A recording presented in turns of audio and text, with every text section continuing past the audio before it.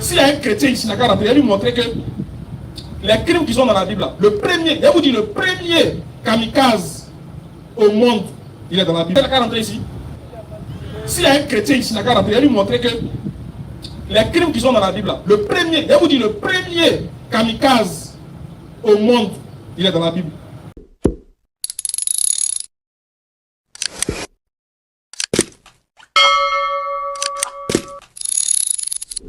Ici, remarquez bien dans le monde dans lequel on vit, on ne voit jamais quand le musulman est opprimé.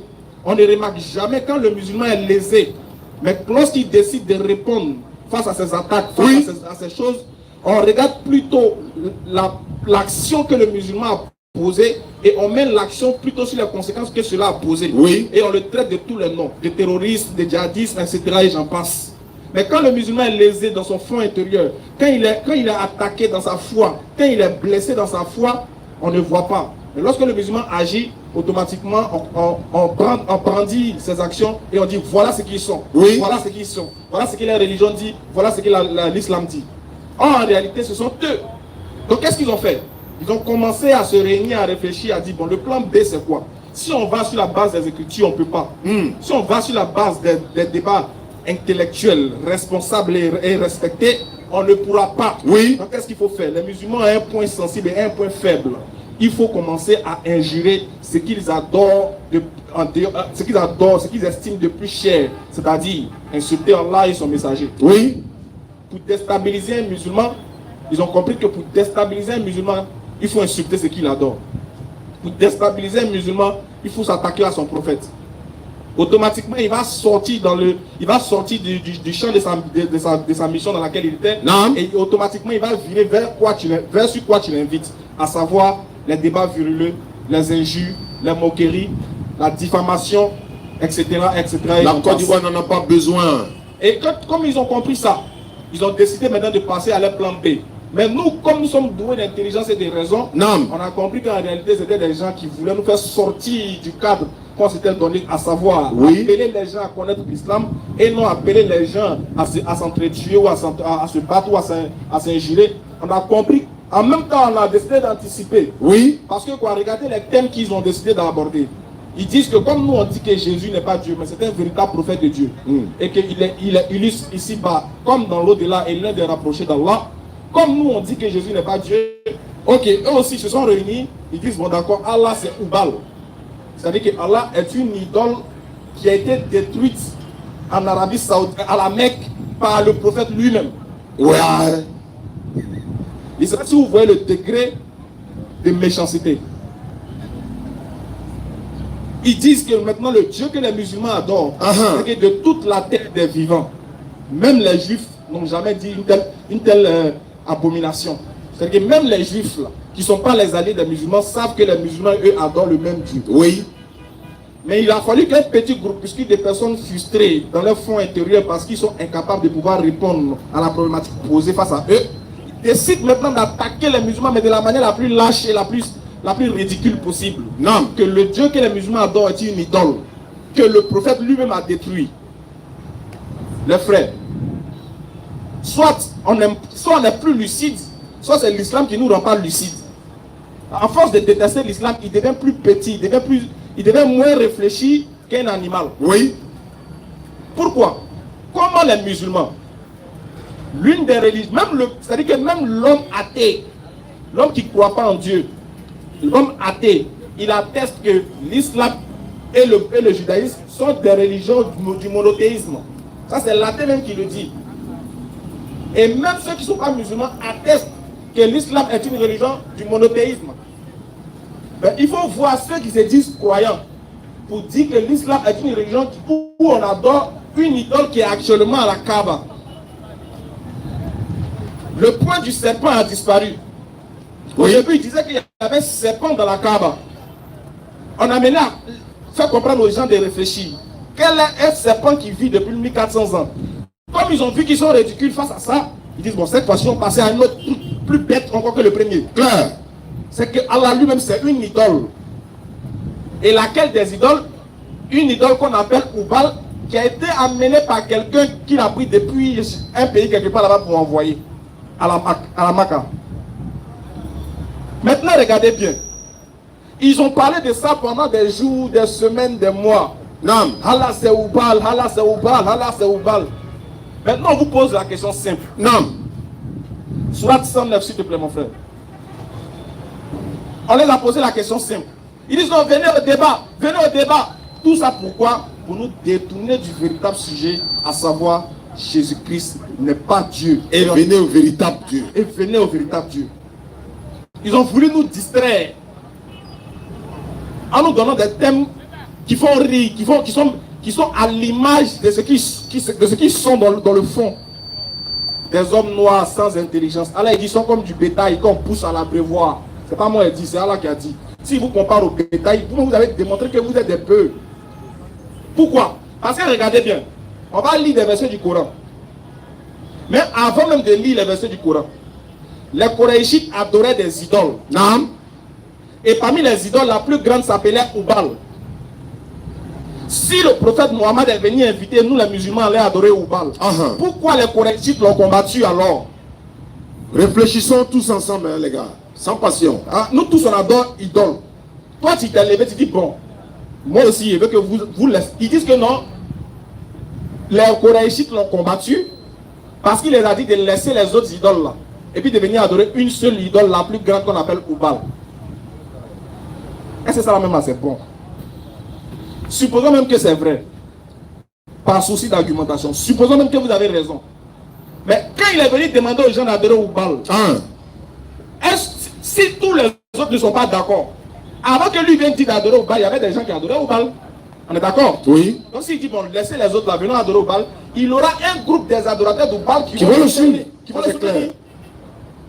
Normalement, on ne peut pas les chasser de la Mecque parce qu'il y a un groupe d'adorateurs d'Oubal qui devait faire frontière, il devait faire front pour dire non. Il dit qu'on va adorer la plus grande. Donc on va réfléchir pour voir, c'est mieux d'adorer la plus grande. Mais tous les adorateurs l'ont combattu jusqu'à ce qu'ils l'ont chassé de la Mecque. Pourquoi ils l'ont chassé de la Mecque?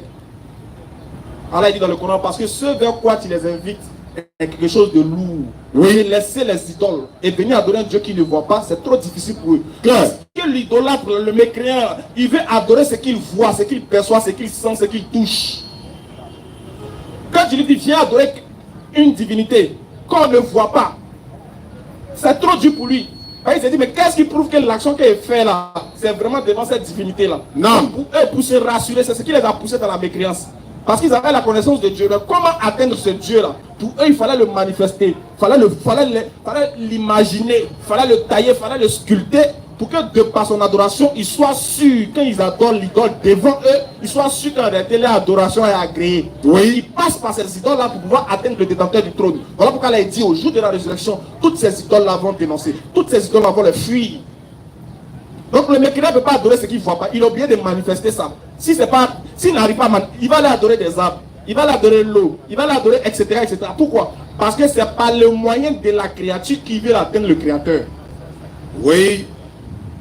Maintenant, il y a eu ce débat-là sur les réseaux. On a des frères musulmans qui se sont chargés de régler ça proprement. Propre même. Bien fait et très bien fait. Comme ils ont perdu le débat, comme ils ont vu qu'il n'y a plus d'arguments, parce que c'était le seul point où eux ils se tenaient pour pouvoir au moins embrouiller les musulmans. Et on voyait des musulmans faibles d'esprit qui n'apprennent pas la religion dire ah ma foi est en doute. Oui. Ta foi est en doute. Faut te revoir. Ou bien tu doutes. Parce qu'un mécréant dit que ton Dieu, que toi ton Dieu est une idole. Alors que ton Dieu dit dans le Coran. Et bon, souvent vous me faites pitié quoi. Vous les nouveaux musulmans des temps modernes. Un mécréant dit quelque chose sur base de ce que toi tu penses avoir eu comme preuve, ou bien de ce que tu penses qu'il a démontré comme preuve, toi tu doutes. Alors que le Coran dit quoi? C'est un livre au sujet duquel il n'y a point de doute. Ce qui veut dire que toi là tu étais parmi nous, déjà tu étais un infiltré. Parce que si tu lisais le Coran, tu allais comprendre que le Coran même dissipe tous tes doutes. À l'introduction, il dit c'est un livre au sujet duquel il n'y a point de doute. Oui. Quand nous on va dans le Coran, nous qui est papa, on est serein, on est serein, imperturbable. Lorsqu'il y a une chouboate, lorsqu'il y a une ambiguïté devant nous, on est content. Parce que ça nous pousse à aller chercher. Mais on sait qu'on aura le résultat. Mais on se dit, mais qui sera le premier à trouver le résultat? Les frères, tellement on a trouvé le résultat qu'on fait concurrence. Dans notre groupe, on fait concurrence de qui a eu le meilleur résultat. Ouais. N'allez pas apprendre votre religion. Comptez 6 semaines à 12 années. On va mourir bientôt. On va voir comment vous allez faire. Réveillons-nous, les gars. Vas-y, frère. Surat 109. Oui. Dit. Oh, vous les infidèles. Maintenant, regardez le verset du Coran. Si tu te promets, tu croises un non-musulman qui vient te dire que ton prophète adore une idole. Voici le verset. Il y a beaucoup de versets. Hein. Il y a beaucoup d'arguments ces versets. Oui. On prend un dedans puis on vous donne. Surat 109. Qu'est-ce qu'elle a dit? Dit. Oh, vous les infidèles. Je n'adore pas ce que vous adorez. Oui. Et vous n'êtes pas adorateur de ce que j'adore. Je ne suis pas adorateur de ce que vous adorez. Et vous n'êtes pas adorateur de ce que j'adore. À vous, votre religion, et à moi, ma religion. Voilà. Le prophète alayhi salatu wa salam reçoit le message de la part d'Allah. Il dit: oh, vous les mécréants, vous les infidèles, je ne suis pas adorateur de ce que vous adorez. Question, qu'est-ce que eux ils adorent que le prophète n'adore pas? S'ils adoraient déjà Oubal et que lui il adore Oubal. Comme il m'a dit, je ne suis pas adorateur de ce que vous adorez. Nous deux ensemble on fait featuring d'adoration de Oubal. C'est pas normal. Réfléchissez. Et c'est tout ce que nous on leur demande. Nous on a un point d'avance sur eux. Parce qu'elle a dit que l'islam, le Coran, c'est pour les doués d'intelligence et des personnes qui raisonnent. Alors que là-bas, le raisonnement est interdit. C'est vraiment démoniaque. C'est démoniaque de raisonner chez Effectivement. nous. Chez nous, c'est une bénédiction, c'est une baraka de raisonner. Raisonner pour nous, là. Allah dit, ça prouve que le cerveau qui t'a donné là, tu utilises. Eux, ils utilisent tous les parties de leur corps. Bras, mains, pieds, etc. Mais cerveau, là, ils n'utilisent pas. Ils ont mis ça en mode veille. Elle a dit non, il faut déverrouiller ça. Quand tu es devenu musulman, ton cerveau là, tu as déverrouillé en bris. En bris même. Clair. Vas-y frère. Il dit, je ne suis pas adorateur de ce que vous adorez. Et vous aussi là, vous n'êtes pas adorateur de ce que moi j'adore. À vous, votre religion. Oui. À moi, ma religion. Mais s'il adore Oubalo et qu'il est venu les inviter à adorer Oubalo, est-ce que l'adoration d'Oubala, c'est lui sa religion? Non. Parce que lui, il est né, les gens adoraient déjà Oubala. Donc il ne peut pas dire à moi ma religion et à vous votre religion. Mais quelle était leur pratique? Quelle était l'adoration des Koraïchites qui était différente de l'adoration du prophète? Alayhi salatu wa salam. Question. Tant que vous ne réfléchissez pas, vous serez toujours vaincus. Et après cela, n'ayant plus d'arguments face aux musulmans, qu'est-ce qu'ils font maintenant? Ils disent maintenant que nous, sur les réseaux sociaux, ils disent que nous, chez nous, à la DDR, là, nous, on fait des réunions. Et il y a un membre de chez nous, la DDR, les gars, là, quand ils se croisent, de toute façon, les gars se mentent. Ils sont au grain. Les morts des grains, ils sont mal, là-bas, les grains mal violents. Grains religieux. Quand tu passes à côté, si tu ne fais pas attention, là, ce grain est dangereux, c'est un grain qui t'envoie en enfer. Si tu tombes dedans net, tu es parti. Au moins, nous, nos petits grains dans la tête, c'est une question de thé. Si on prend le téléphone, on vérifie, c'est soyez sur toi. Mais pour eux, là, d'ici tu vas te rendre compte, là, tu es déjà mort. Voilà l'ange Gabriel devant toi. Tu fais comment? Il t'a pris. Les gars, là, ils disent, de toute façon, ils se mentent. Tellement ils se mentent, il y a envie de jouer, ça vous allez entendre. Les gars vont se tuer là-bas. Donc, ils disent que nous, la DDR, il y a un membre de chez nous qui est devenu chrétien. Ouais. Et puis il est encore là. Hein. Il dit il est encore là. Hein. Eh, Faf, où est Faf? Je ne le vois pas là. Donc nous on a commencé à chercher tous nos gars. Qui est dans la DDR? Regardez bien, ils disent, non seulement il est dans la DDR, non. Et puis il s'est converti à l'islam. Et pardon, au christianisme. Ça peut arriver, n'est-ce pas? Mais la partie intéressante, c'est ce qu'ils disent. Que le gars l'a dit, il a peur. Il a déclaré ça. Lui, il se cache, il se protège. Que le moment viendra où il va parler. Actuellement, s'il parle là, on risque de le tuer. Que nous, la DDR là, on fait des moyens, on fait un laboratoire où on demande, on se prépare pour aller attaquer physiquement les chrétiens. Regarde comment ils sont dangereux, il y a des propos. L'audio là est là. Hein. Si vous voulez, je joue ça. Hein. On est en face du monde entier. Le monde nous regarde. S'ils n'ont pas dit, on peut être méchant, mais jusqu'à ce point-là. Ah, frère. Même nos petits, même qui veulent tomber dans la violence ici, c'est nous, on les dit non. À Abidjan, voilà. En Côte d'Ivoire, plus précisément à Yopougon. Et il est musulman. Et durant mon séjour à Abidjan, je lui ai exhorté sur la parole, sur le Seigneur, donner sa vie au Seigneur. En tout cas, c'était un mur. C'est vraiment un grand mur. Mais on a toujours gardé des bons rapports professionnels, d'amitié, des bons rapports amicaux entre lui et moi. Et jusqu'à ce que je suis venu ici en France et on continue à échanger. Depuis que vous avez commencé le débat interreligieux et surtout sur la mesure où vous avez mis le regard sur la religion musulmane, sur l'islam, les écailles du frère sont tombées. Et il ne va plus à la mosquée, il s'est converti. Mais il a peur de se prononcer. Il a peur de se prononcer connaissant la mentalité de ses frères. Connaissant leur mentalité, si il se prononce, on risque de lui faire du mal. Il est carrément dans le mouvement DDR. Il m'a donné des informations concernant la crise qui est en train de jalonner depuis un certain moment dans le débat interreligieux, surtout avec eux. Il m'a donné des informations. Il a dit, frère, c'est pas maintenant que je vais me prononcer. Je dois d'abord me sentir en sécurité pour que je puisse donner un témoignage. Je ne suis plus musulman. Ils nous ont caché depuis longtemps des choses. Alors, regardez comment ça se passe chez nous. Je me préserve de vous donner son nom pour le protéger. Il est à Yopougon. Il m'a dit qu'ils ont un laboratoire. Achetez. Vous savez, comme nous, quand c'est comme ça, on ne donne même plus de localisation, on ne donne aucune information. On parle de l'individu comme un individu, tu vois, mais dans notre vie. Ok, c'est bon, ok. Ils ont un laboratoire. Ils ont monté un laboratoire. Ils sont en train de se réunir chaque jour pour trouver les voies et moyens de nous atteindre physiquement. De nous atteindre même physiquement. Pourquoi? Parce qu'ils disent que nous avons notre foi, nous avons notre islam, la religion de nos pères et nos mères. Ce qu'ils sont en train de dire, c'est vrai que ça se retrouve dans le Coran.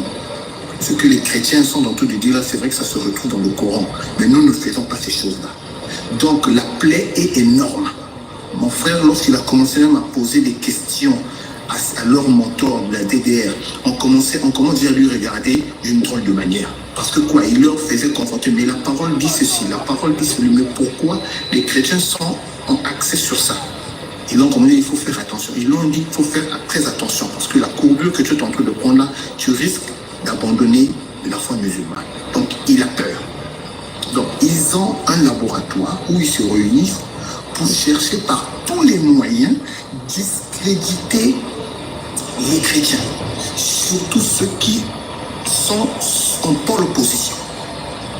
Ils ont même promis ce soir, si tout va bien, ce soir, si tout va bien, ils seront sur leur panel pour continuer toujours à parler de cette accusation. Parce que pour eux, la plaie est très béante.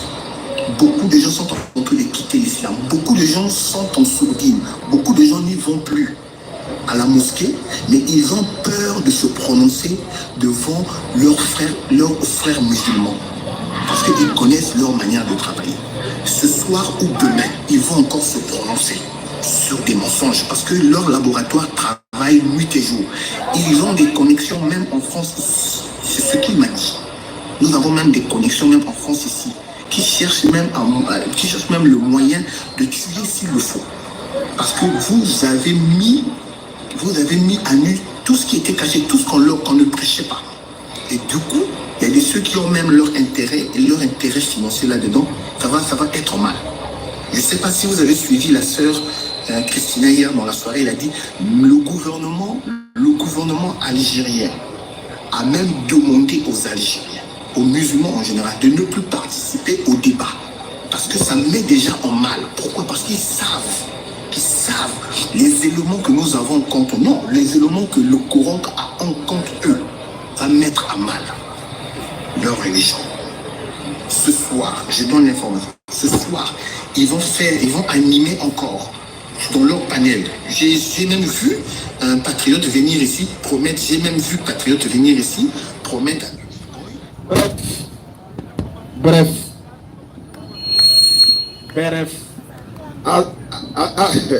Il dit, si on n'était pas musulman, il a dit applaudissez pour le gars. On appelle ça mensonge d'un soir. Quand on était petit là, où le soir, il y a Mais ce qui est pire, c'est qu'il y a des accusations graves. Effectivement. Il y a de la diffamation dedans. Ils disent que nous, on est en train de prévoir pour les atteindre physiquement. Vous voyez, moi-même les tuer. Et dans Jésus n'est pas Dieu là, vous n'avez pas d'argent. Regardez où c'est arrivé. Et puis, si c'était dans un groupe WhatsApp, on dit qu'ils sont cachés. Ils sont en live, TikTok, avec des responsables de famille. Et ils tiennent ces propos-là publiquement. Et puis eux, ils ont peur. Alors que nous, là, malgré qu'ils tiennent ça de nous, on ne se cache pas. On dit c'est Allah qui nous protège. Parce qu'ils mettent notre vie en danger en disant cela. Imaginez que moi, Ismaël, un jour, moi et tout ça, on se promène ensemble dans un quartier. Ils vont dire, ah, ils sont venus pour nous attaquer. Tellement ils n'ont plus d'arguments. En fait, c'est le but qui est là. On a réfléchi, on dit cela. C'est que si on essaie de faire quelque chose juridiquement, ça sera trop leur donner de l'importance. Ils auront trop d'importance. Et c'est comme ça qu'ils ont fait avec les prophètes. Effectivement. Quand le prophète Mohammed était là, c'est les Koraïchites de 2024. Clair. Voilà. C'est-à-dire que j'ai posé la question un jour en live, j'ai dit, remarquez bien. Quand un prophète vient là, quels sont ceux qui l'insultent? C'est les croyants ou les mécréants? C'est les mécréants. On est d'accord? Hein? Oui. Tous les prophètes qui sont venus là, c'est les mécréants qui les insultaient. Oui. Bon, quels sont ceux qui insultent le prophète Mohammed aujourd'hui? Les croyants ou les mécréants? C'est pas faux. Ils sont en train de perpétuer les actes de leurs ancêtres. Il faut être un polythéiste, il faut être un démon. Il faut être habité par Satan pour insulter un prophète. Encore pire, moi, tuer l'homme. On dit, viens au débat, tu parles de quoi? Quelqu'un va chien, il faut me vendre le courrier. Dis quand tu. On dit, venons parler. Vraiment. Il est écrit, il est aussi écrit, c'est arrivé dans nous, on veut le tuer. Jusqu'à on prévoit, quand ça va en France. Regardez-moi les trucs comme ça. Et on te démentit un peu. Et ils se disent chrétiens. C'est que Jésus même il a ciblé, il a dit, ouais mes petits. Non, il vous avez mis la barre haute. Hein. Ouais. Souvent même Satan est étonné d'où. Il y a les comportements, en fait, souvent Satan même il n'a pas encore fait ça. Oui, il y a les comportements, Satan n'a pas encore fait. Mentir comme ça là, Satan n'a pas encore fait ça. Donc nous on tient à dire publiquement. Oui. On se désavoue de tout acte de violence. Claire. Et ce qu'ils ont dit là, non seulement c'est faux, non, mais on dit que Allah va les faire payer ça au jour de la résurrection. Ici, pas comme dans l'au-delà. Si nous, DDR, on s'assure une fois, nous, pour nous, quand on s'assoit, c'est pour quoi? C'est pour mourir. Et puis faire béret. On a quel temps pour aller s'unir? Attends, quel est l'argument que vous avez donné? Et puis ils disent que les mosquées c'est vide. Ils disent c'est quelle mosquée même? Moi je parle. Attends, c'est quelle mosquée ils parlent? Les gens vont plus à la mosquée. Il dit, vous parlez de quelle mosquée? On est dans le même monde. Est-ce que c'est le même monde là dans lequel on vit là? Tellement il y a problème de place. C'est sur Goudron, les gens s'asseyent les vendredis. Sur la voie, tellement il n'y a plus de place. C'est de quelle mosquée il parle qui se vide? C'est de quel musulman qui dit qu'il se cache? Il a quitté l'islam qu'il se cache, il ne faut pas le tuer. Pourquoi vous faites ça? C'est le seul argument qu'ils ont. Les musulmans sont violents. À part ça, il n'y a plus rien qu'ils vont dire encore. On les envoie dans tous les débats. Ils disent que ton prophète a couché à une fille de 9 ans. Il a montré que eux aussi, les prophètes a couché à une fille de 3 ans. Ils se sont tués. 3 ans. Il dit entre 3 et puis 9 là, c'est quoi qu'il y a beaucoup? 3, tu connais une fille de 3 ans. Elle a fini pour 2 couches. Toi, un vieux de 40 ans, tu es derrière elle. Ils ont laissé ça vite. Ah, ton prophète était un tueur. On a démontré que dans la Bible, ils ont tué papa de 32 000 enfants. Ils ont tué 32 000 enfants. Ils arrivent dans une ville, ils tuent tout le monde, sauf les filles qui n'ont pas connu les garçons. On dit, mais vous faites quoi les filles là? On a démontré qu'ils ont laissé. Non, votre prophète là, il a tué les gens. On a montré qu'Élie a décapité 400 prophètes de Baal. Oui. Oh, mais vous chantez toujours à l'église. Élie a prié, le feu est descendu. Mais quand le feu est descendu là, qu'est-ce qui s'est passé après là? Vous ne dites pas. Non. Vous dites que le prophète Mohammed a tué les gens. Oh, vous chantez que David a battu Goliath. Je vous dis toujours, Goliath, c'est pas l'enfant de quelqu'un. Quand David tue Goliath, c'est bon. Quand les gens viennent tuer les musulmans, le prophète les défend, c'est pas bon. Aucun autre prophète a marié beaucoup de femmes. Il dit, ah bon, hein. C'est ça qui te fait mal. Mon prophète a marié beaucoup de femmes, donc il est faux. Tu connais Salomon? Lui, il avait 1000. 300 concubines, 700 femmes. Mais pourquoi vous faites ça même? Ah non, ton prophète là, il est faux parce que il a cherché la fille de son fils adoptif. Et tu connais Abraham? Il dit, toi tu connais Abraham. Lui, il a marié sa propre petite soeur. Elle dit, dès qu'elle donne pour nous, non, on est grave qu'elle n'a pas encore. Arrêtez, les gars. Il dit, les gars souffrent, nous quand même, hein, comprenez? Il faut souffrir pour aller faire une telle réunion pour dire, ouais, ils veulent nous tuer. Oui, on veut te tuer spirituellement dans ta fausseté là. C'est l'esprit qui est derrière toi là qu'on veut tuer. On va faire ton physique. On va venir prendre un cadavre qui pèse là. Non, bref, pour faire quoi? Se salir les mains, pourquoi? Nous on dit, c'est nous on a dit que Jésus n'est pas Dieu, non. Il n'est pas bien, il n'est pas aujourd'hui, il n'est pas demain, et il ne le sera jamais. Nous on ne se cache pas. Parce qu'on sait qu'on a, à part ce qu'on dit, là, on ne fait rien de mal. Pour dire, on va chercher à ôter la vie des gens. Sacrilège, qu'Allah nous en préserve. Et qu'Allah nous protège de votre machination. Amen. Et c'est comme ça qu'ils ont fait avec tous les prophètes, jusqu'à ce qu'ils ont allé décapiter le pauvre Jean-Baptiste. C'est comme ça qu'ils ont fait. Qu'Allah me donne la bonne compréhension. Amen. Faites attention à ce sur quoi vous tombez sur les réseaux sociaux. Faites attention à ce sur quoi ils sont en train de faire là. Ils prennent ta parole là-bas pour aller coller là-bas. Un jour, il a parlé à Afrique aussi. Ils ont pris ma parole, ils ont collé pour dire que moi, il a dit que Allah c'est Oubam. Les gars, ils sont violents, ils sont forts. Hein. Faites attention à ce que vous voyez sur les réseaux. Toujours vous appelle, mais Ismaël a dit que Jésus a couché avec ses 3 filles. Il dit, ah bon, hein, ça fait mal. J'ai dit sapien. Et puis j'assume. Est-ce que ce n'est pas lui qui a inspiré l'autre? Est-ce que Jésus n'est pas le même hier, aujourd'hui et éternellement? Oui. Qui a inspiré l'autre à coucher ses enfants? Ah, quand c'est comme ça là, pour vous c'est bon. Donc si tu vois que ça te fait mal, ne t'attaque pas à mon prophète. Il y a un critère que Dieu a donné pour reconnaître les vrais prophètes. Oui. Il n'y a pas cherché femme dedans. Il n'y a pas tué dedans. Parce que Dieu, lui-même, le Dieu de la Bible, tuer même là sur son travail. Il aime bien ça. Tuer ceux qui ne croient pas là. Si vous pensez qu'un chrétien n'a qu'à rentrer ici, s'il y a un chrétien ici n'a qu'à rentrer, il va lui montrer que les crimes qui sont dans la Bible là, le premier, je vous dis, le premier kamikaze au monde, il est dans la Bible. Vous me regardez quoi? C'est la vérité. Le premier à se tuer, et puis tuer plus de 3000 personnes et lui en même temps, il est dans la Bible. C'est le premier kamikaze. C'est celui les autres ont pris exemple. On en donne la bonne compréhension. Donc, on dit, venons, on va parler. Dans le respect des uns et des autres. Argument contre argument. Non, tout ce qu'on demande. C'est pas une insulte de dire que Jésus n'est pas Dieu, il est prophète. Est-ce qu'être prophète, c'est une insulte? Ce n'est pas une insulte. Et puis c'est ce qui est écrit dans la Bible. Et on répète. Toi aussi, tu peux dire que Allah n'est pas Dieu. C'est ton droit. Et maintenant, viens prouver. Maintenant, tu viens prouver. Le prophète est un faux prophète. C'est ton droit. Mais viens prouver. Mais aller parler de meurtre, tout. Non, c'est désavou de vous. Voilà pourquoi on a décidé de ne plus échanger avec ces gens de personnes. Les gens qui veulent nous mettre qui veulent mettre la communauté dans les problèmes.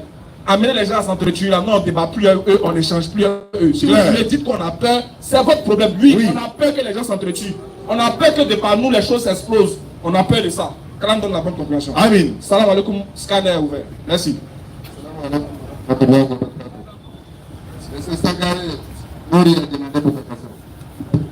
Réglementez ça.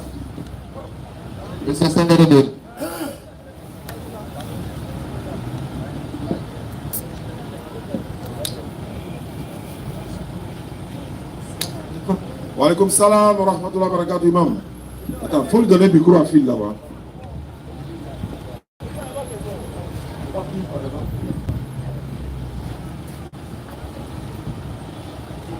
Question. Alhamdulillah. J'ai une question. Question sur la croyance. Précisément, la croyance, c'est les chrétiens.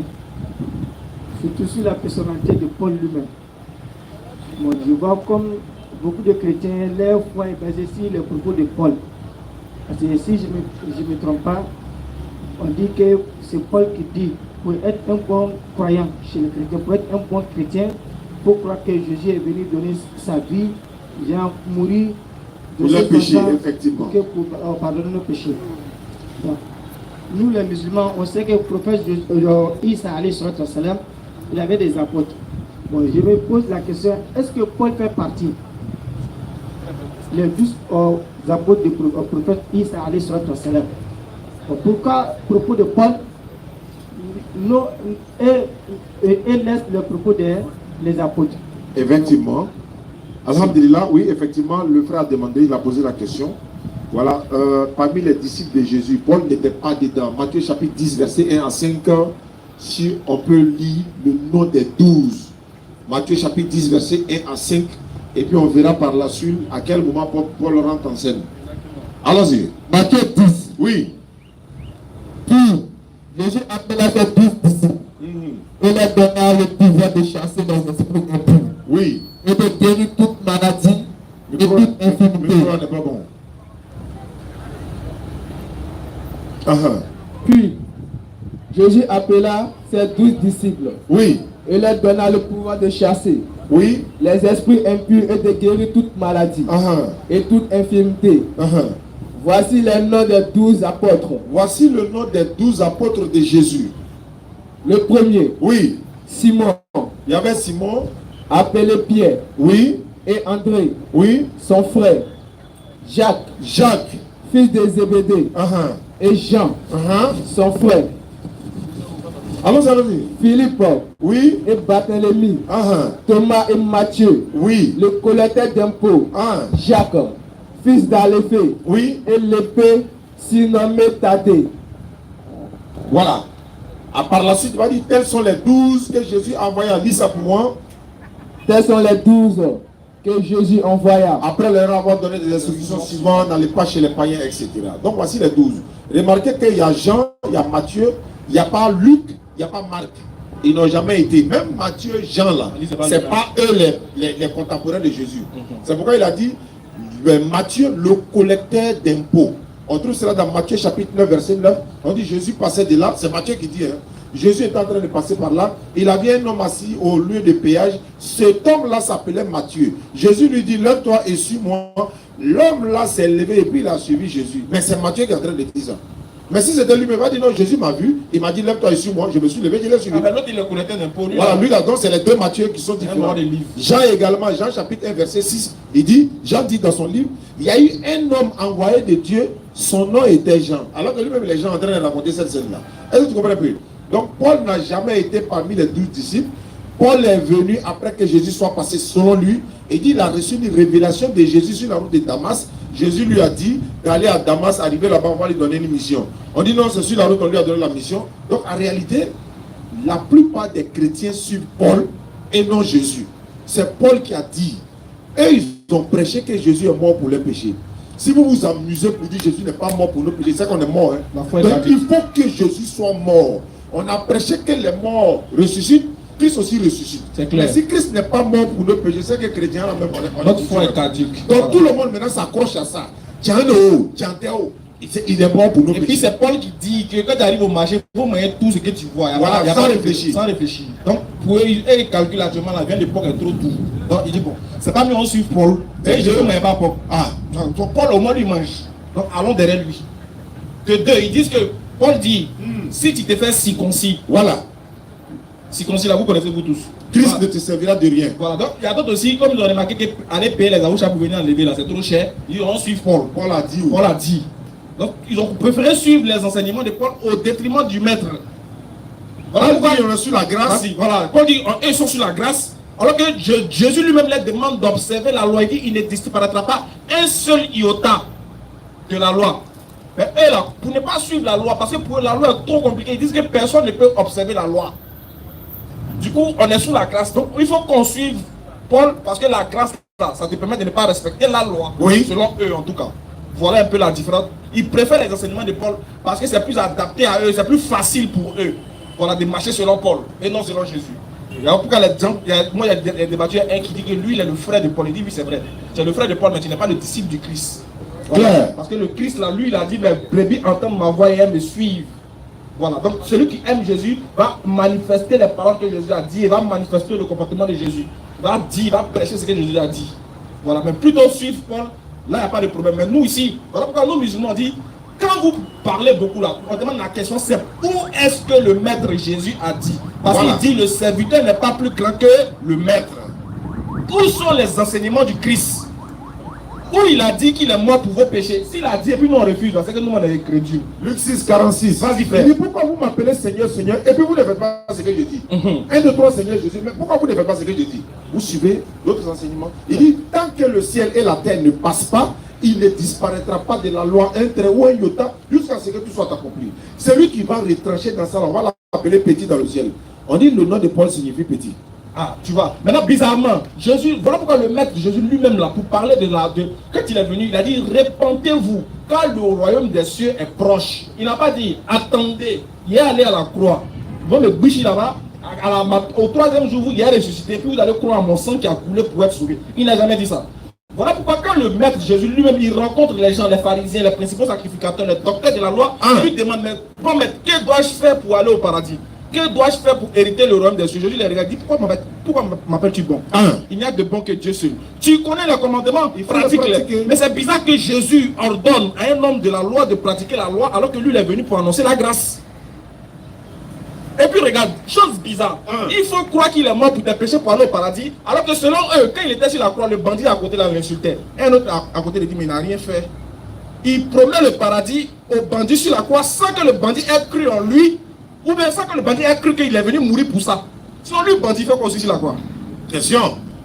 Maintenant, bizarrement, quand on leur pose des questions existentielles, ils refusent d'accepter. Imagine qu'eux, ils étaient au temps de Jésus, parce qu'au temps de Jésus, il y avait deux groupes. Des incrédules, ceux qui cherchaient à le tuer, à le faire mourir, et ceux qui cherchaient à le garder vivant et profiter de ses enseignements. Voilà pourquoi Paul dit, à qui irons-nous?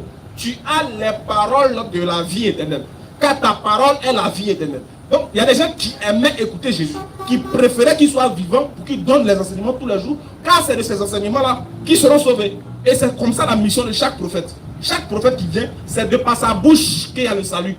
Voilà pourquoi Jésus dit, aujourd'hui le salut a frappé à ta porte cachée. Donc, il veut que Jésus soit vivant, un autre groupe veut qu'il soit mort. Posons la question. Dieu a permis à ce que selon eux, la scène se passe. Jésus est devant Pilate.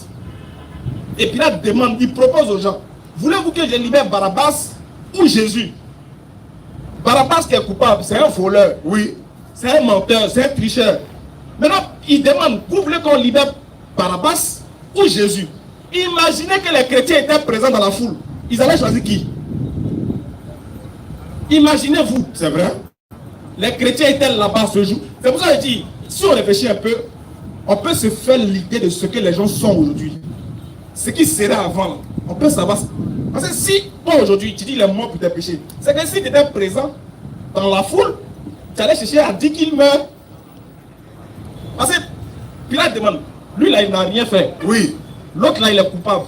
Vous voulez qu'il relâche qui entre les deux? Il y a un groupe qui dit Jésus. Il y a un petit groupe qui dit non, il faut libérer Jésus. Petit. Ça sont ses disciples. Maintenant il y a un autre groupe qui dit il faut libérer Barabbas. Maintenant, question qu'on pose. Si les chrétiens étaient présents, ils allaient choisir qui? S'ils choisissent Barabbas, s'ils te disent, moi, ils allaient choisir la libération de Barabbas. Si on libérait Barabbas, Jésus n'allait pas aller sur la croix. N'est-ce pas? S'ils disent on libère Barabbas, plutôt s'ils disent on libère Barabbas, c'est qu'ils sont d'accord que le fait de libérer Barabbas là, ce n'est pas une bonne chose. Est-ce que si on libère Barabbas, c'est une bonne chose? Ce n'est pas une bonne chose. Parce que Barabbas est coupable. C'est lui qui est coupable, le bandit. Donc libérer un coupable et puis condamner le juste, c'est pas bon.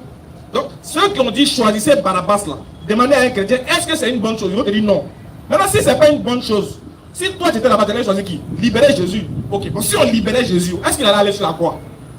Oh s'il ne va pas sur la croix, est-ce que toi tu seras sauvé? Lui il est à sa foi. Lui il va être sauvé comment? Donc s'il était au temps de Jésus, il était venu mourir pour nous. Amenez-le, on fait sa sauce. On a demandé à un frère chrétien, Supposons, on met Satan ici, on met Jésus. On dit, entre les deux, là, on doit tuer qui? Il dit Jésus. Aïe, ça s'est passé ici. Ça s'est passé ici. Oui. Il dit non, Jésus. Mais c'est Satan qui nous fout la mettre ici. Marie va poser plainte contre cela au jour du jugement. Aïe, quelqu'un dit à une femme ici que notre femme va être enfant le crucifié. C'est pas les, après Jésus, c'est pas les petits, c'est pas les grands frères, c'est pas les enfants. Sinon, trois femmes, si toi on te dit que faut envoyer ton fils, on va aller le crucifier. Et puis, nous tous nos péchés seront pardonnés. On va si déjà c'était. Toi, ton 9 mois, hein, tu as souffert pour avoir. On dit faut nous donner, on le frappait. C'est pas normal. On va le crucifier, on le gifler qu'il va mourir. Tu n'as pas accepté. Mais ça, on dit non. Nous, on dit Jésus n'est pas mort. Et ils sont fâchés. Ils sont fâchés. Pourquoi on dit il n'est pas mort? Aïe, ah! Non, mais j'ai jamais vu ça, quoi. Voilà. On dit il n'est pas mort. Ils disent pourquoi? Il est mort. Et c'est le diable qui fait que tu dis qu'il n'est pas mort. Ouais. Entre moi et puis vous là, qui fait la volonté du diable? Attends, Satan veut que Jésus meure ou bien Satan ne veut pas ça? Il veut ça. Satan, lui, c'est son souhait que Jésus meure. Et c'est lui qui a inspiré Judas, après eux. C'est dans la Bible même. C'est lui qui a inspiré Judas, va le trahir. On te donne 3500 ans de trahir. Ah, on est transpiré de l'argent. 30 pièces. C'est pas 3500. On te donne 3500 ans de... C'est Satan qui a inspiré Judas. Donc, la volonté de Satan, c'est que Jésus meure. Maintenant, la volonté de Pierre. Regarde Pierre. Pierre dit, je ne vais pas te laisser mourir. Ou bien, quand Pierre dit ça, Jésus lui a dit non, ça, c'est pas Dieu qui t'inspire. Parce que moi-même, je suis allé prier. Écoute bien, je suis allé prier, dire à Dieu, il n'est pas mourir, il m'a pas répondu. Pourquoi toi, Pierre, tu vas t'opposer? Si Dieu dit c'est ça, on va aller. Mais quand Jésus s'est prié, c'est que lui-même d'abord, il n'est pas prêt même pour mourir. Il pleurait tout ça là. Il pleurait. Imagine, hein, Dieu de quelqu'un, il pleure. Et Seigneur, il faut m'aider. Nous on dit effectivement, le Seigneur, le gars avait me dit. Nous on dit oui, effectivement, Dieu l'a exaucé. Dieu l'a exaucé. Et ils disent non, nous on a un esprit démoniaque de dire que Dieu a exaucé son serviteur. Nous on est des démons parce qu'on dit que Dieu a exaucé Jésus. Voilà ce que nous on est. Voilà pourquoi on nous déteste. Nous on est bêtes parce qu'on dit que Dieu a exaucé Jésus. Il m'entend, il faut voir ça. Jésus vient aujourd'hui sur la terre. Bon, on va terminer. Si Jésus descend sur la terre aujourd'hui là, et puis il est en embuscade entre les chrétiens et les juifs, il va fuir pour aller se réfugier chez qui? Chez les musulmans. Parce que les juifs veulent le tuer parce que selon eux, il s'est fait passer pour Dieu, sa maman s'est prostituée. Donc il court là-bas, non, il est en danger. Hein. Il va chez les chrétiens, eux aussi l'attendent là-bas. Il va dire, ah toi tu n'étais pas mort. Non, il faut qu'on le tue. Il faut qu'il soit crucifié ici. Il regarde à gauche, à droite, il est en danger. Les musulmans sont devant, on tend les bras. Viens. Il court, il rentre à la mosquée, on le sécurise. On fait une mosquée là. C'est nous, on donne vie. C'est nous, on protège la vie. Pourquoi? Parce que chez... Et puis c'est bizarre. Moi, il a... Alors ça. Mes parents là vont me tuer. Hey. Pourquoi? Qui livre? Ils disent, nous on est des païens. Écoute bien, nous les musulmans on est des païens.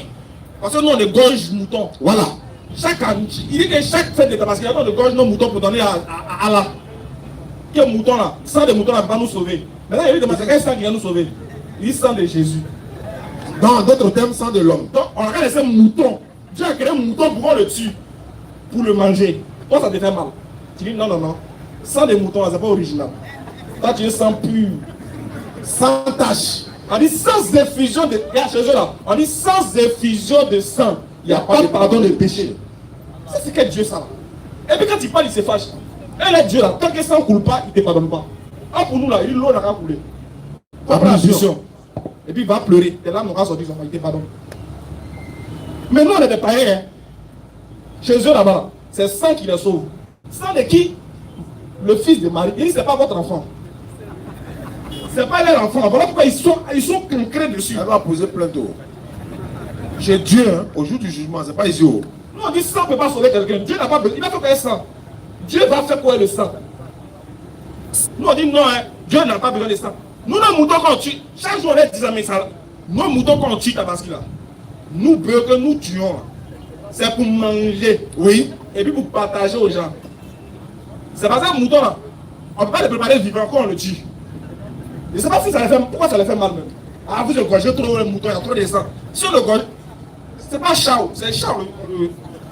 Ce mouton, on le gorge. On est obligé de le gorger pour que le sang coule, pour qu'il meure, pour qu'on puisse manger, partager aux voisins.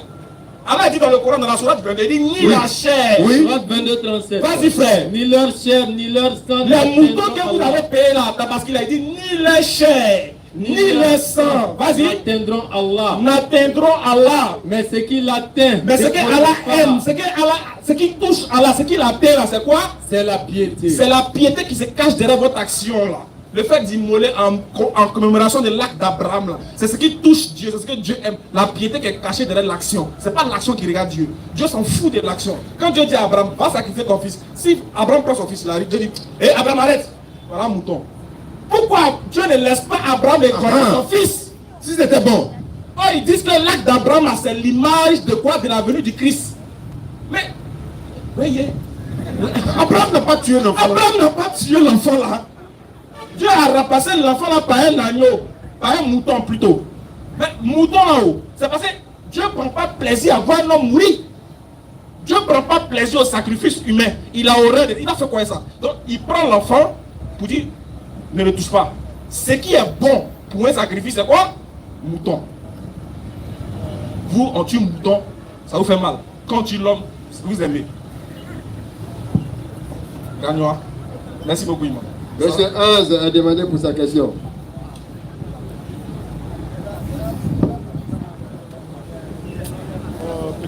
C'est de ça qu'il s'agit. Hein. On veut le débat fraternel. Venez, argument contre argument. Si vous avez prouvé ce que nous on dit est faux là, on prend pour vous. Voilà. Oui, prends le micro, frère. Bonsoir. Ouais, bonsoir. Bonne arrivée. Ouais, merci. Ça fait longtemps, hein? Oui. Il y a la pluie qui venait, donc c'était pour bénir le sol, tu vois, non, on a béni la terre, donc voilà, bonne arrivée. Ouais, merci. Bonsoir aussi, grand frère Ismaël Aka. Bonsoir, mon frère. Bon, aujourd'hui, moi je suis un chrétien, vous le savez déjà. Aujourd'hui, je ne vais pas toucher le Coran, je suis là, je commence à Et j'ai deux questions, si possible.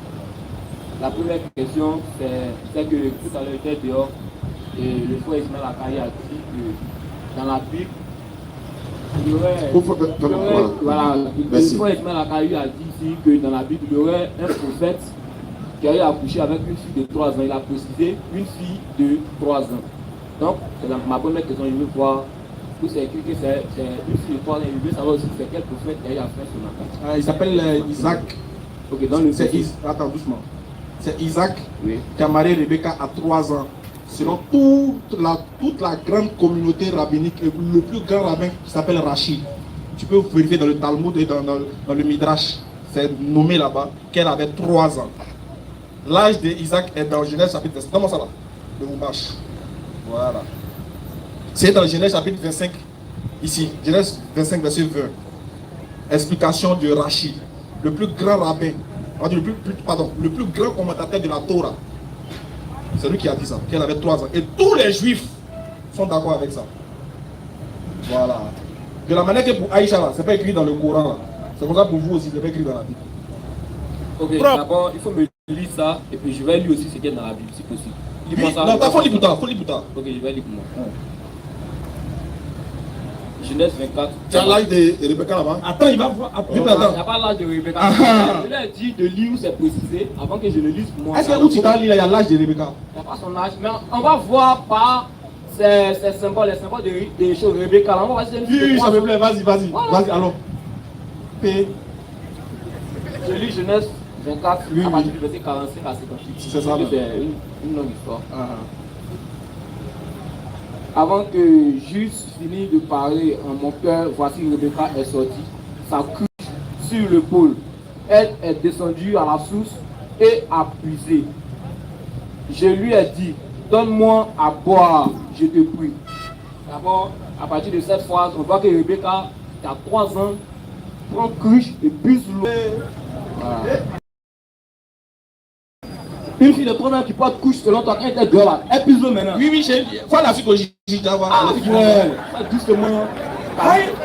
Tu as demandé les réseaux sociaux qui fait ça. Attends, qu'est-ce qui te fait dire 3 ans qui porte couche? Elle prend couche, elle met en pluie, pise l'eau. Elle a preuve, comment on appelle les chameaux. Attends, est-ce que le chameau, même une fille de 3 ans peut piser l'eau pour quoi? Est-ce que ça c'est ton argument qui est là? C'est ça? On va poursuivre. Vas-y. Non, premier argument, tu dis parce que. Je dis, Elle a 3 ans. Elle a 3 ans, donc elle va puiser l'eau. Laisse-moi finir ma première question. Pardon. J'ai dit, une fille qui a 3 ans, Peut pas. elle prend cruche, elle puise l'eau, elle appreuve les chameaux. Oui. Pas un seul chameau, mais les chameaux. Une fille qui a 3 ans arrive à faire cela. Très bien. Maintenant, je vais te poser une question aussi. Est-ce qu'une fille de 6 ans, non, une fille de 3 ans, pardon, une fille de 6 ans aussi, Oui. et qui elle-même, elle joue à la poupée, est-ce qu'on peut la marier?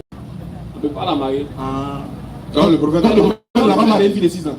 Qui ça? Le prophète. Moi je ne connais pas son. J'ai dit, je suis venu pour la vie. Ah. Non, faut pas parler qui te Non, regarde moi, pas. je suis- Viens t'expliquer. Voilà, moi, je suis- Si toi tu n'es pas d'accord, regarde, ce que nous on dit là, faut pas mélanger, faut pas venir prendre parole des gens pour mettre sur ta Il ne tête. faut pas parler des gens. Les gens disent que C'est notre... ce que j'ai entendu. Voilà, il t'explique. Les gens disent que notre prophète a couché avec, bon, a épousé une fille à 6 ans et il a consommé le mariage à 9 ans. Alors que chez nous en islam, là, il y a divergence. Il y a d'autres qui ne sont pas d'accord avec ça. Mais certains chrétiens disent il est faux parce qu'il a épousé une fille de 9 ans, que c'est pas bon. Ils disent que c'est de la pédophilie, quelque chose ne dit pas. On a beau expliquer, ils ne veulent pas. Maintenant, voilà que un de leurs prophètes aussi a aussi marié une fille de 3 ans.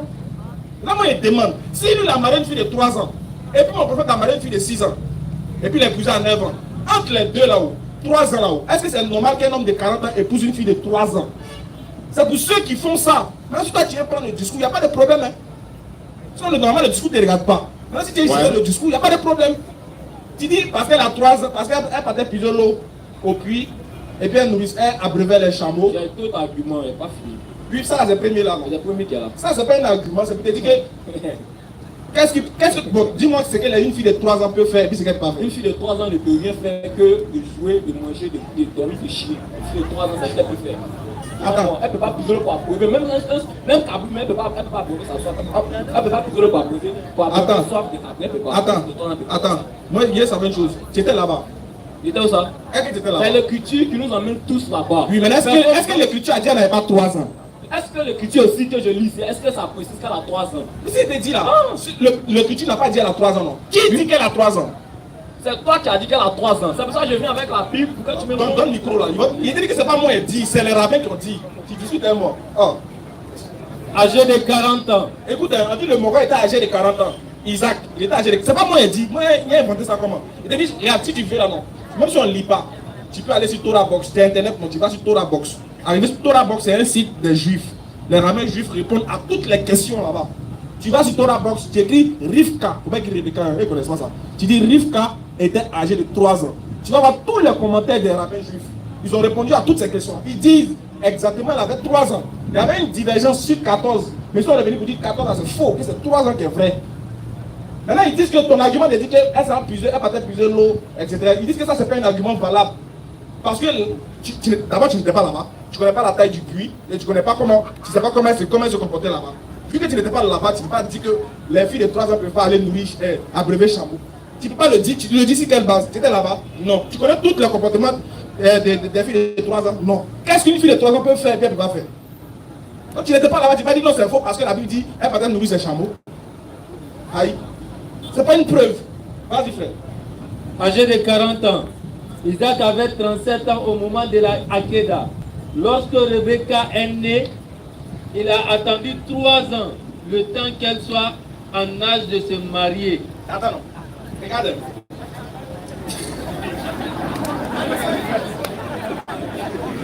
T'as vu, non? Ça veut dire que, regarde, reprends la petite lecture. Tu vas voir quelque chose qui fait rire.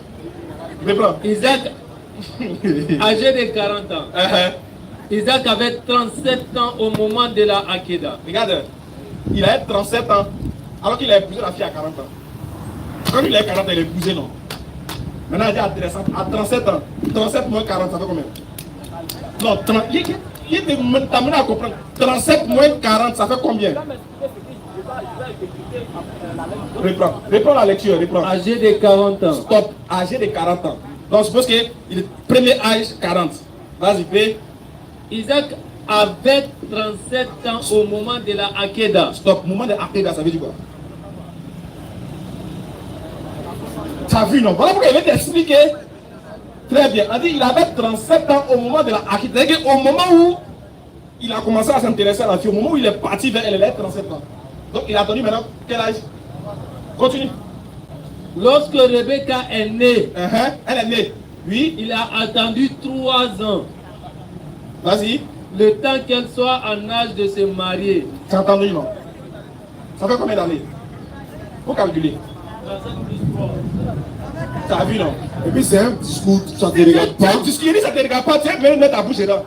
T'as vu, non? Regarde, lui là, à 37 ans déjà, il a rien à payer, il a commencé à taper ses lèvres. Il a attendu, maintenant qu'est-ce qu'il avait réservé? Il a attendu 3 ans. Quand c'est sorti un peu, il dit, amenez-le moi. Faut t'enlever dedans, ça ne regarde pas. Faut t'enlever dedans, c'est pas ton discours. Pardon. Il n'est pas trop approfondi le truc. On va passer sur une deuxième question. Je peux parler? Vas-y.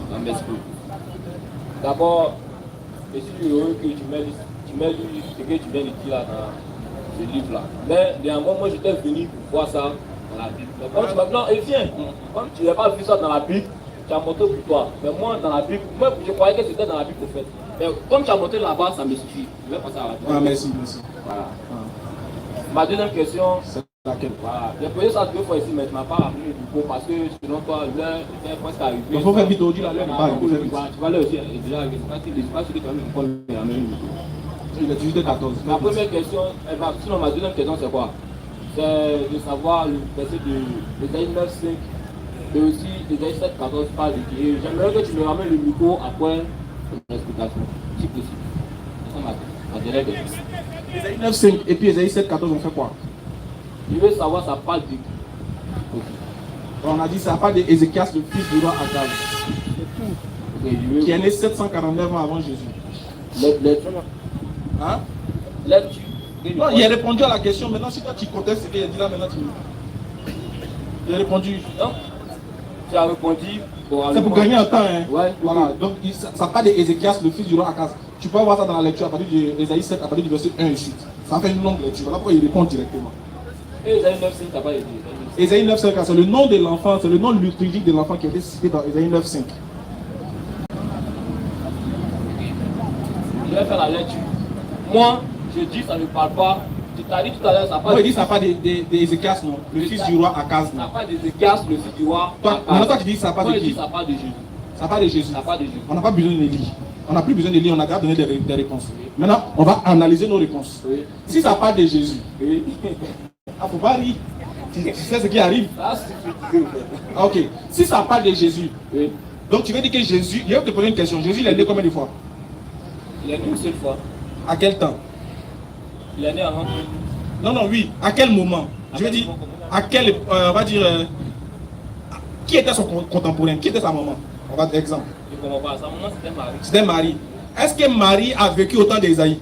C'est une prophétie, frère. Ah! Est-ce qu'il t'échappe? C'est une prophétie. Mais toi, qu'est-ce que tu ne comprends pas dans la prophétie? C'est une prophétie qui est là. Il y a la prophétie qui ont été donnée depuis jeunesse, qui ne sont même pas encore accomplies.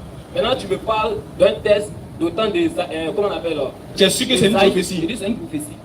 Parce que l'accomplissement te montre que c'est une prophétie. Tu es sûr? Oui, je suis sûr. Ésaïe 9:5, s'il vous plaît. Vraiment, qui vous envoie? Ésaïe 9:5. Ésaïe 9, verset 5. Car Oui. toute chaussure qu'on porte dans la mêlée. Non, c'est pas ça. Vas-y. Car un enfant nous est né. Stop. C'est une prophétie, mais c'est un accomplissement. Un enfant nous est né là. Continue. Car un enfant nous est né. Oui. Un fils nous est donné. Un fils nous est donné. C'est une prophétie ou bien c'est quelque chose qui est fait? On dit qu'il est déjà donné ou bien... Un fils nous est donné. Mais tu dis c'est prophétie. Non mais je mets... Bon, continuons. Un fils nous est donné. Et la domination reposera sur son épaule.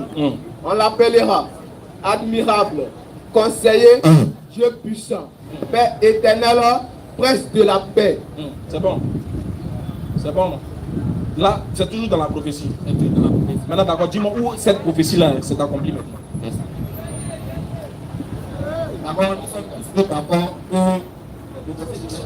Changez le micro. Attends. C'est ça, il faut prendre. Comme je le disais tantôt, d'accord, nous sommes tous d'accord que le verset d'Ésaïe 9:5 un rapport avec Isaïe 7,14. Isaïe 7,14. Donc pour aller plus rapidement, je vais lire Isaïe 7,14 et la prophétie. Vas-y. Non mais on est d'accord que l'enfant là, son nom est donné dans Isaïe 9,5. Son nom? Oui. Dis-moi son nom et voir. Non, tu fais pas attention. Quelque chose que tu dis que ça fait des mois, tu me cherches dessus. Vas-y. Ça fait des mois et des cherches. Oui. On l'appellera admirable, admirable, conseiller. Donc son nom est déjà donné. Dieu puissant. On l'appelle éternel. Donc dans la prophétie, on doit. Voilà, donc dans la prophétie, là, l'accomplissement de la prophétie, on doit voir le nom là-bas.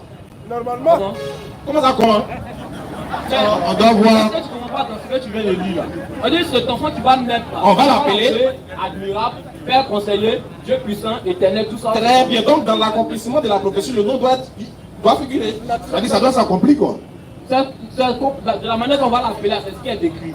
Donc si c'est une prophétie, donc à l'accomplissement de la prophétie, on doit retrouver le nom. On doit retrouver son nom. Maintenant, c'est que moi, j'aimerais aussi. Son nom vite vite. On va déplacer. Oui. Toi aussi, tu vas me montrer où le fils du roi Akaz là a été appelé Dieu. Parce que comment on l'appelle? T'as dit non, c'est qu'on dit que c'est ça que là. Non, toi t'as dit c'est pas au. Gagner en temps, toi faut gagner en temps. On va aller à l'essentiel. Gagner en temps parce que l'air est avancé. Il y a un autre frère qui est là. Deuxième micro, on demandait les nouvelles à Mokola. Oui, Moko, bonsoir.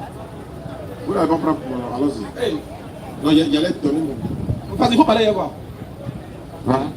Non, c'est pas bon.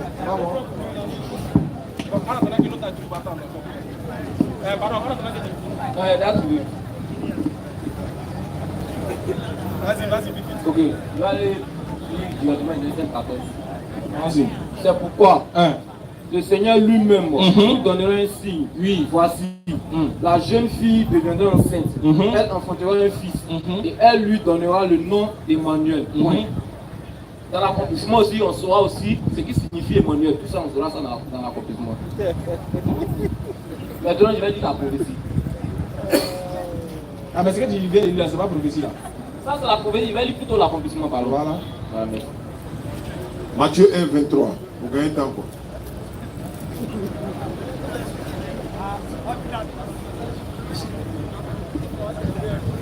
Et que toi, tu es un sniper. Je vais lire Matthieu à partir du verset 21. Pour lire 23, on gagne temps. D'accord ou bien? Pour faire tourner. Je fais la lecture. Celui qui jure. C'est pas Matthieu, ça. Alors.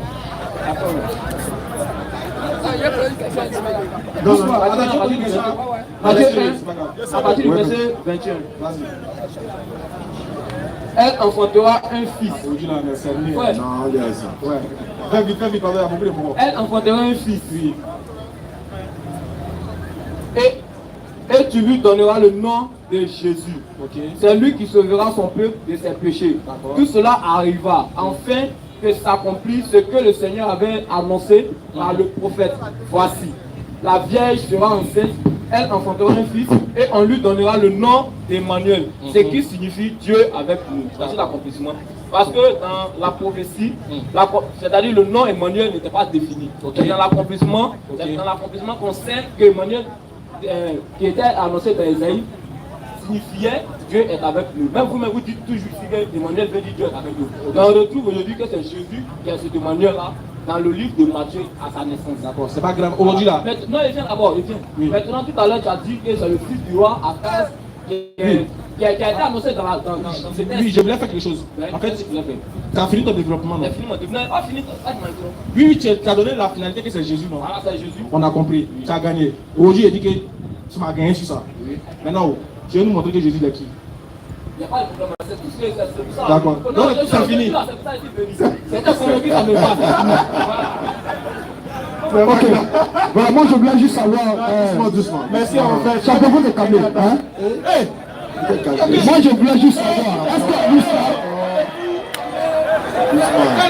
on dit bonsoir au moins, on s'est présenté au moins.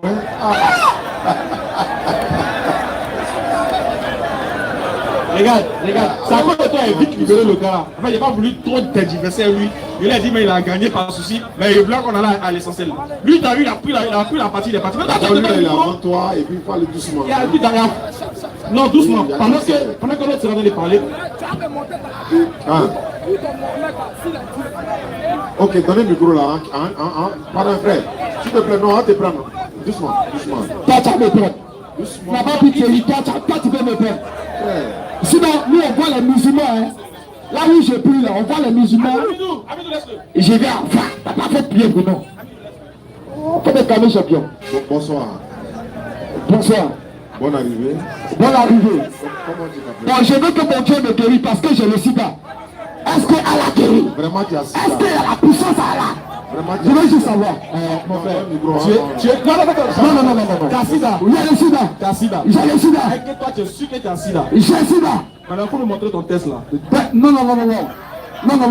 Est-ce qu'elle a guéri? Je veux juste savoir. Non, il faut me montrer le Parce test. que moi, je ne comprends pas. Hein. Faut pas crier. Il faut te calmer, champion. Non, j'ai dit juste, faut pas crier. Oui. Voilà comment. C'est doucement. On va parler. Il y a des guéris. Oui, faut t'arrêter, tu vas voir s'il n'y a pas de guéris. Touré, laisse-le. Touré, laisse-le. Les gars, souvent on comprenez, c'est les gens qui veulent vraiment nous parler, ils nous aiment. Au fond, là, ils nous aiment, ils veulent parler. Mais en fait, il vient d'arriver quelque part. C'est comme un malade. Quand il vient d'arriver, le docteur le calme, vraiment injection. C'est calmé, c'est mon frère. C'est mon frère. Donc, tu dis que tu as sida. C'est vrai. Ok. En fait, mon frère. Donne le micro, s'il te plaît. Toi, je sais que toi, ça a bien se passer. Moi, ok, allons-y. Moi aussi, ça se passe bien. Ok, bon, j'ai le sida, guéris-moi. Non, doucement. D'abord, Est-ce qu'elle a guéri? le Christ dit. Oui, attends, le Christ dit. Connaissez le Christ. Non, attends. Pas que ton Coran. Oui. Connaissez le Christ. Selon ton Coran, faut parler. Faut pas crier, c'est tout ce que je te demande. Oh.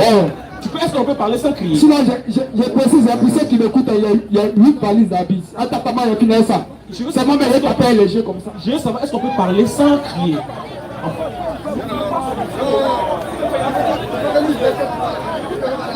Ça va montrer entre l'islam et l'autre côté. Vous allez voir une différence en fait. Frère, allons-y. est-ce qu'on peut se parler sans crier? Allons-y doucement, champion. Très bien, voilà. Allons-y. Voilà, donc on va évoluer maintenant. On va évoluer. Très bien. Ok. Ce soir-là, Oui, c'est ça. tu es venu nous présenter, tu es venu nous dire quoi? Merci beaucoup. Vas-y. Je suis venu te dire que toi, Ismaël Aka, et ton collègue, vous êtes les présentés. Un d'abord. On a compris. Parce que lorsque tu annonces, bon, non seulement ce que tu es en train de faire, non seulement c'est pas biblique dans le Coran d'abord. C'est pas quoi?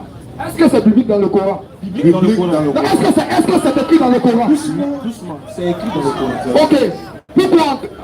Restez tranquille. Est-ce qu'ils vont vous convertir? Doucement, on ne veut pas te convertir, on veut juste te Toi, tu comprendre. peux. Moi, mais c'est un homme de Dieu. Toi, tu peux. Oui, vas-y, dis-nous, tu es venu. Tu peux quoi te censé ici? J'ai dit, moi, j'ai le sida, faut me guérir. Est-ce que Allah guérit? Merci beaucoup. Ok, Ok, mon parce frère. qu'on ne peut pas suivre un Dieu. Je t'écoute. Je vais parler, les gars, soyez patients. Soyez patients. Attrapez votre cœur. Apprenez à attraper votre cœur. Soyez patients. Je t'écoute, champion. Et tu nous demandes en gros. Puis je précise un peu du serviteur d'Artélème. Serviteur Berthelem. Là où Jésus est né. Ok, serviteur Berthelem. Sois les bienvenus dans notre forum. Shalom. Bon, shalom. Il n'y a pas de souci, mon frère. Shalom. Il a allons-y seulement. Très bien.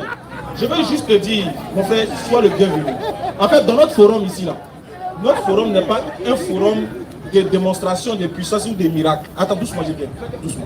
Si vraiment tu es malade et que tu cherches vraiment la guérison, il n'y a pas de souci. Nous, on peut s'occuper de ça tranquillement. Regarde, tu peux faire doucement. Doucement. Non, tu vas faire. Bon, attends, on va faire. Faut dire Ashhadu. Viens. Arrivez là-bas, tu t'en vas. Il a dit, vous, là, vous êtes les pères. Il a dit, Faut dire quand t'es guéri maintenant. T'es guéri. tu sais sa place, tu ne peux pas. Répète après moi. Souvent, il y a eu les coups de montagne qui faisaient sur la radio là. Non, je sais que t'es catholique. Est-ce que tu vas guérir du sida? Est-ce que tu vas guérir du sida? Toi, tu as su que oui, qu'il s'est. Ton père va écouter ce qu'il va dire. Faut dire Ashhadu. Toi, tu as su. Faut répéter, ça va. Non, toi, tu as su. Faut répéter, ça va. Ashhadu la ilaha illallah. Ça ne peut pas. On va laisser faire de ça. C'est vraiment que tu es un garçon. Faut répéter ce qu'il dit là. Mais ça ne peut pas. Faut répéter. Ok. Toi, tu peux répéter pour moi. Oui, il faut répéter. Tu dois répéter pour lui d'abord. Il y a répété pour toi et puis il y a rien qui s'est passé. Écoute-moi. Lorsqu'il me dit il n'y a rien qui va se passer là. Si vraiment tu as foi en Jésus, répète ce qu'il a dit. Répète ce que. Répète. Non, si mon livre est sorti de prison. Moi, je lui dis que Allah ne peut pas guérir. Faut dire Ashhadu. Allah ne guérit pas. Allah ne guérit pas. Si tu es sûr que Allah ne guérit pas. Répète ça. Oh, vous êtes le présentateur. On va répéter. Allah ne guérit pas. Ah, tu n'es pas garçon. Moi, je suis garçon. Allah ne guérit pas. Répétez. Allah ne guérit pas. Pas micro là. Je dis Allah ne guérit pas. On t'a montré qu'il guérit maintenant. Il faut répéter maintenant. Ashhadu. Faut répéter. Il faut répéter Ashhadu. Faut répéter. On prend le micro là, ça va vous faire ici. Non, parce que tu Ah, tu es un plein. non, parce que toi, tu es planté que nous. Vas-y.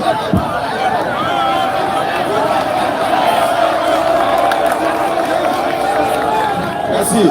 On va prendre quelqu'un d'autre. Voilà. Tu ne voulais pas être guéri. On va te donner un médicament qui est pas. Mon frère, bonne arrivée à toi. On va aller rapidement. Quelle est ta préoccupation? Son micro. Quelle est ta question? C'est pas pas attendre dehors. Je voulais vous demander, est-ce que vous savez que Oui. Dieu devait venir sur terre? On dit, est-ce que vous savez que Dieu devait venir sur terre aujourd'hui? Aujourd'hui, hein? Il n'est pas dit ça. Et on ne nous a pas dit ça. On ne t'a Il a pas. été prophétisé. On ne t'a Est-ce que pas nous, on informé. savait que Dieu devait venir sur terre? Non, aujourd'hui. On n'était pas informé de ça. Voilà, donc, ça charrie. Il est venu. C'est Jésus. Ah, Dieu est venu sur terre. Ok, allons-y, on t'écoute, hein. Voilà. Lisez Zacharie 2, 5. Zacharie Donc, si 2,5. t'as ça, faut lire en même temps, on gagne un temps. Tout ce depuis là, c'était là, je suppose qu'il t'a Ah, Dieu devait venir sur terre, quoi. Il nous a pas informé de ça. Non, ça pas. On allait partir là-dedans dans l'aéroport. On était couché, on On regardait. était là, on allait accueillir les pèlerins. Bon. Non, c'est pas que lui venait. Il a qu'à nous excuser, quoi, on savait pas. Si on n'est pas parti l'accueillir, pardon. Non, qu'on voit de ça là. Ah, il m'a dit Dieu arrive. Afrique, quoi. C'est catégorie. Le chaud de ça. Tu connais. Vas-y, mon frère. Pousse des cris d'allégresse Pousse des crises d'allégresse, oui. et régis-toi, Et régis-toi, fille de Sion. fille de Sion. Car voici, je Car viens voici, je viens et j'habiterai au milieu de toi, et j'habiterai au milieu de toi, dit l'Éternel. dit l'Éternel. Beaucoup de nations s'attacheront à l'Éternel en ce jour-là En ce jour-là, et deviendront et deviendront Mon peuple. et mon peuple. J'habiterai au milieu de toi Ok, et tu sauras que l'Éternel des armées m'a envoyé vers ok, toi. d'accord. Ah, il y a un envoyé là-bas. Ah, Hein. c'est l'Éternel qui a envoyé l'autre. C'est pas grave. Lui, maintenant, Donc, il est et venu. vous savez que Mhm. ce que Jésus a fait, tout était prophétisé. Ok. Voilà. Où il a dit, Oui, on sait tout ce qu'il a dit là. Ça. Maintenant, nous on veut savoir de quel Jésus tu parles. Le fils de Marie là. Et c'est lui. oui, oui. C'est lui qui est Dieu qui est venu sur la Lui terre. que